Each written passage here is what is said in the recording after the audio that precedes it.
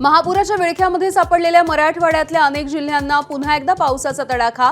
धाराशिव, बीड, परभणी, नांदेडला झोडपलं। सोलापूरमध्ये सुद्धा पावसाचा कहर।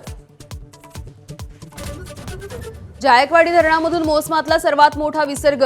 धरणाचे सर्व 27 दरवाजे उघडले। गिरीश महाजन यांच्याकडून जायकवाडी धरणावरती जाऊन पाहणी।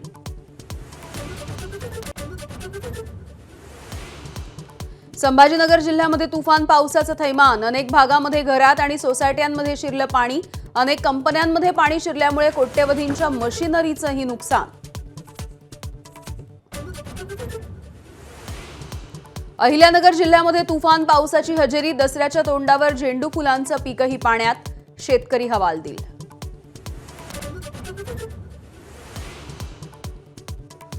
नाशिकच्या गंगापूर धरणामधून पाण्याचा विसर्ग वाढवला। गोदावरी नदीमध्ये पूरस्थिती। मुसळधार पाऊस अद्यापही सुरू। मराठवाड्यातील अतिवृष्टीचा मुख्यमंत्र्यांनी घेतला आढावा। फडणवीसांची नुकसानग्रस्त भागामधल्या जिल्हाधिकाऱ्यांशी चर्चा। फील्डवर उतरून काम करण्याच्या स्पष्ट सूचना।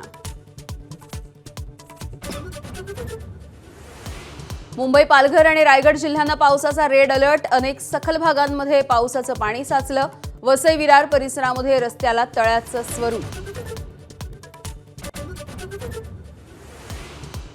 उद्धव ठाकरेंनी भेट दिलेल्या कुटुंबाला शिंदे सेनेची मदत। धाराशिवच्या इटकूर गावामधील शिरसाट कुटुंबाला दिली जीवनावश्यक साहित्यांचे किट्स। टीका करताना संजय राऊतांची जीभ घसरली। तमिळनाडूमध्ये विजय थलापतीच्या रॅलीमध्ये चेंगराचेंगरी। 39 जणांचा मृत्यू तर 70 जण जखमी। केंद्रीय गृह मंत्रालयाने राज्य सरकारकडे अहवाल मागितला।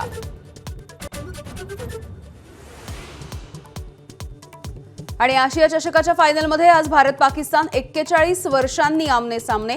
तर सामन्यावरती बहिष्कार टाका, उद्धव ठाकरेंचं आवाहन।